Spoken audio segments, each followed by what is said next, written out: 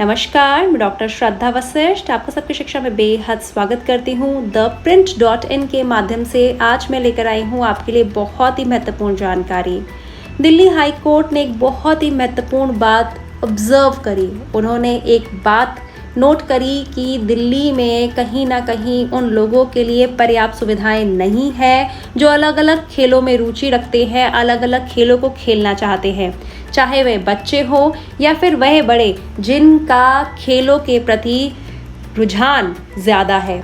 तो ऐसे में दिल्ली हाई कोर्ट ने पूछा है दिल्ली सरकार से, म्युनिसिपल कॉरपोरेशन से और केंद्रीय विद्यालय संगठन से कि क्या वह अपने स्कूलों के जो बड़े बड़े प्लेग्राउंड हैं, क्या वह उनका जो लाभ है आम जनता को दे सकते हैं जो खेलों में रुचि रखते हैं। जी हाँ, जो खेलों में रुचि रखते हैं उन लोगों को दे सकते हैं।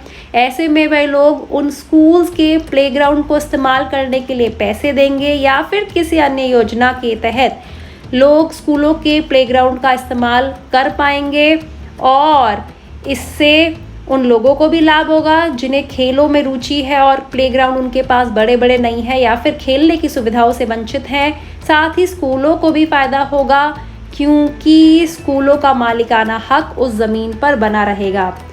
और साथ ही कोर्ट ने यह भी कहा है कि अगर लोग स्कूलों में खेलने के लिए आएंगे और वह जब स्कूलों में खेलने के लिए स्कूलों के प्लेग्राउंड में खेलने के लिए आएंगे तो स्कूलों के समय में तो आएंगे नहीं, वह तो स्कूलों के समय के बाद ही आएंगे। तो जब स्कूलों के समय के बाद आएंगे तो स्कूल ध्यान रखेंगे कि प्लेग्राउंड में बेहतर तरीके से घास हो, सब कुछ बढ़िया हो, नई सुविधाएं देने की भी कोशिश की जाएगी क्योंकि जो लोग आएंगे खेलने के लिए वे पैसा पे कर रहे होंगे।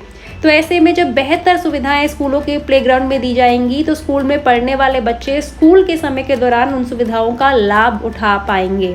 तो फिलहाल के लिए सिर्फ पूछा गया है दिल्ली हाई कोर्ट के द्वारा दिल्ली सरकार को, केंद्रीय विद्यालय संगठन को, म्युनिसिपल कॉरपोरेशन ऑफ दिल्ली को कि क्या वे इस संबंध में सोचते हैं, इस संबंध में वे एफिडेविट दें और ज़मीन पर जो मालिकाना हक है वह स्कूल का ही रहेगा। स्कूल से वह मालिकाना हक कोई नहीं ले सकता। इसका केवल और केवल एक ही मकसद है कि वह लोग जो दिल्ली में रहते हैं, वह बच्चे जो दिल्ली में रहते हैं, वह बड़े जो दिल्ली में रहते हैं, जिनका खेलों के प्रति रुझान है, जो खेलना चाहते हैं, अभ्यास करना चाहते हैं अलग अलग खेलों का, क्योंकि उनके पास बड़े बड़े प्लेग्राउंड की सुविधाएं या अन्य सुविधाएं उपलब्ध नहीं है तो उन्हें सुविधाएं मिलेंगी। वह सुविधा प्राप्त करने के लिए वह पे करेंगे और ज़मीन का जो मालिकाना हक है स्कूल का ही रहेगा।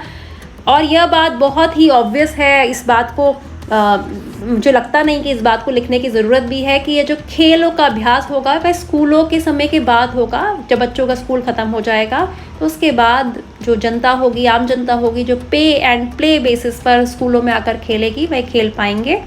और क्योंकि ग्राउंड्स को बेहतर बनाया जाएगा बाकी लोगों के लिए क्योंकि वो पैसा देकर सुविधाएं प्राप्त कर रहे हैं, ऐसे में बेहतर सुविधाओं का लाभ स्कूली बच्चे भी उठा पाएंगे। तो आप इस विषय में क्या सोचते हैं? आपको क्या लगता है, ऐसा होना चाहिए या नहीं होना चाहिए? मुझे नीचे कमेंट सेक्शन में लिखकर बताएं। आपके कमेंट्स पढ़कर मुझे पता चलेगा कि आम जनता इस बारे में क्या सोचती है। और याद रखिएगा, आम जनता की आवाज़ ही देश की आवाज़ होती है। अब मुझे डॉक्टर श्रद्धा वशिष्ठ को इजाज़त दीजिए। नमस्कार।